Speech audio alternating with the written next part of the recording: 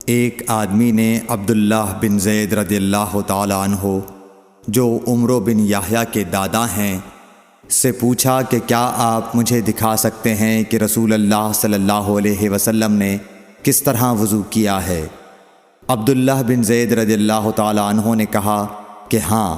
پھر انہوں نے پانی کا برتن منگوایا، پہلے پانی اپنے ہاتھوں پر ڈالا اور 2 مرتبہ ہاتھ دھوئے، پھر 3 مرتبہ کلی کی، 3 بار ناک صاف کی، پھر 3 دفعہ اپنا چہرہ دھویا، پھر کوہنیوں تک اپنے دونوں ہاتھ 2 مرتبہ دھوئے، پھر اپنے دونوں ہاتھوں سے اپنے سر کا مسح کیا، اس طور پر اپنے ہاتھ پہلے آگے لائے پھر پیچھے لے گئے، مسح سر کے ابتدائی حصے سے شروع کیا، پھر دونوں ہاتھ گدی تک لے جا کر وہیں واپس لائے جہاں سے مسح شروع کیا تھا، پھر اپنے پیر دھوئے۔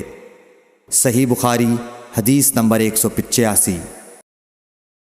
عمرو بن حسن نے عبداللہ بن زید رضی اللہ تعالیٰ عنہ سے رسول اللہ صلی اللہ علیہ وسلم کے وضو کے بارے میں پوچھا تو انہوں نے پانی کا طشت منگوایا اور ان پوچھنے والوں کے لیے رسول اللہ صلی اللہ علیہ وسلم کا سا وضو کیا۔ پہلے طشت سے اپنے ہاتھوں پر پانی گرایا، پھر 3 بار ہاتھ دھوئے، پھر اپنا ہاتھ طشت میں ڈالا اور پانی لیا، پھر کلی کی، ناک میں پانی ڈالا، ناک صاف کی 3 چلوؤں سے، پھر اپنا ہاتھ طشت میں ڈالا اور 3 مرتبہ منہ دھویا، پھر اپنے دونوں ہاتھ کوہنیوں تک دوبارہ دھوئے، پھر اپنا ہاتھ طشت میں ڈالا اور سر کا مسح کیا، پہلے آگے لائے پھر پیچھے لے گئے 1 بار، ٹخنوں تک اپنے دونوں پاؤں دھوئے۔ صحیح بخاری حدیث نمبر 186۔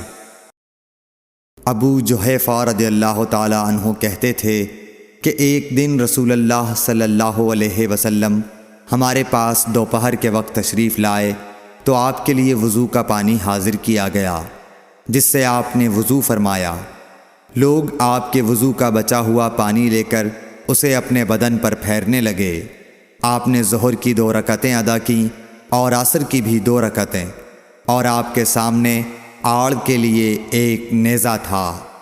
صحیح بخاری حدیث نمبر 187۔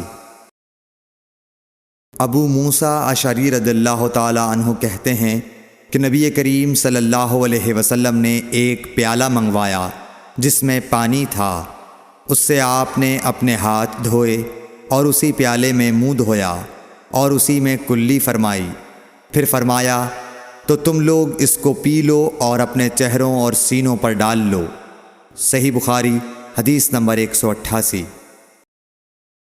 محمود بن ربی جب چھوٹے تھے تو رسول اللہ صلی اللہ علیہ وسلم نے انہی کے کنویں کے پانی سے ان کے منہ میں کلی ڈالی تھی، اور عروہ نے اسی حدیث کو مسعور وغیرہ سے بھی روایت کیا ہے، اور ہر ایک راوی ان دونوں میں سے ایک دوسرے کی تصدیق کرتے ہیں کہ جب رسول اللہ صلی اللہ علیہ وسلم وضو فرماتے تو آپ کے بچے ہوئے وضو کے پانی پر صحابہ رضی اللہ عنہم جھگڑنے کے قریب ہو جاتے تھے۔ صحیح بخاری حدیث نمبر 189۔ صائب بن یزید کہتے تھے کہ میری خالہ مجھے نبی کریم صلی اللہ علیہ وسلم کی خدمت میں لے گئیں اور عرض کیا کہ یا رسول اللہ، میرا یہ بھانجا بیمار ہے۔ آپ صلی اللہ علیہ وسلم نے میرے سر پر اپنا ہاتھ پھیرا اور میرے لیے برکت کی دعا فرمائی، پھر آپ نے وضو کیا اور میں نے آپ کے وضو کا بچا ہوا پانی پیا، پھر میں آپ کی کمر کے پیچھے کھڑا ہو گیا اور میں نے مہر نبوت دیکھی جو آپ کے مونڈھوں کے درمیان ایسی تھی جیسے چھپر کھٹ کی گھنڈی یا کبوتر کا انڈا۔ صحیح بخاری حدیث نمبر 190۔ عبداللہ بن زید رضی اللہ تعالیٰ عنہ نے وضو کرتے وقت برتن سے پہلے اپنے دونوں ہاتھوں پر پانی ڈالا، پھر انہیں دھویا، پھر دھویا، یا یوں کہا کہ کلی کی اور ناک میں ایک چلو سے پانی ڈالا اور 3 مرتبہ اسی طرح کیا، پھر 3 مرتبہ اپنا چہرہ دھویا، پھر کوہنیوں تک اپنے دونوں ہاتھ 2 بار دھوئے، پھر سر کا مسح کیا، اگلی جانب اور پچھلی جانب کا، اور ٹخنوں تک اپنے دونوں پاؤں دھوئے، پھر کہا کہ رسول اللہ صلی اللہ علیہ وسلم کا وضو اسی طرح ہوا کرتا تھا۔ صحیح بخاری حدیث نمبر 191۔ عبداللہ بن زید رضی اللہ تعالیٰ عنہ سے رسول کریم صلی اللہ علیہ وسلم کے وضو کے بارے میں پوچھا تو عبداللہ بن زید رضی اللہ عنہ نے پانی کا ایک تشت منگوایا، پھر ان لوگوں کے دکھانے کے لیے وضو شروع کیا۔ پہلے تشت سے اپنے ہاتھوں پر پانی گرایا، پھر انہیں 3 بار دھویا، پھر اپنا ہاتھ برتن کے اندر ڈالا، پھر کلی کی اور ناک میں پانی ڈال کر ناک صاف کی 3 چلوؤں سے 3 دفعہ، پھر اپنا ہاتھ برتن کے اندر ڈالا اور اپنے منہ کو 3 بار دھویا، پھر اپنا ہاتھ برتن کے اندر ڈالا اور دونوں ہاتھ کوہنیوں تک 2 بار دھوئے، پھر سر پر مسح کیا اس طرح کہ پہلے آگے کی طرف اپنا ہاتھ لائے، پھر پیچھے کی طرف لے گئے، پھر برتن میں اپنا ہاتھ ڈالا اور اپنے دونوں پاؤں دھوئے۔ دوسری روایت میں ہم سے موسیٰ نے ان سے وہیب نے بیان کیا کہ آپ نے سر کا مسح 1 دفعہ کیا۔ صحیح بخاری حدیث نمبر 192۔ رسول کریم صلی اللہ علیہ وسلم کے زمانے میں عورت اور مرد سب ایک ساتھ ایک ہی برتن سے وضو کیا کرتے تھے، یعنی وہ مرد اور عورتیں جو ایک دوسرے کے محرم ہوتے۔ صحیح بخاری حدیث نمبر 193۔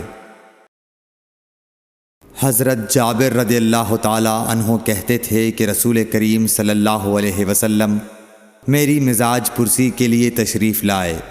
میں بیمار تھا، ایسا کہ مجھے ہوش تک نہیں تھا۔ آپ نے وضو کیا اور اپنے وضو کا پانی مجھ پر چھڑکا تو مجھے ہوش آ گیا۔ میں نے عرض کیا، یا رسول اللہ، میرا وارث کون ہوگا؟ میرا تو صرف ایک کلالہ وارث ہے۔ اس پر آیت میراث نازل ہوئی۔ صحیح بخاری حدیث نمبر 194۔